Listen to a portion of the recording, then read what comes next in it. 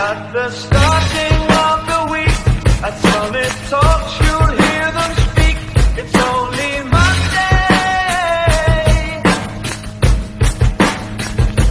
Negotiations breaking down.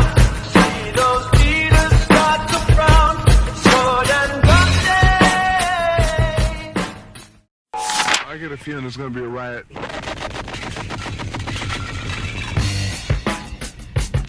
I don't read the newspapers because they all have ugly print.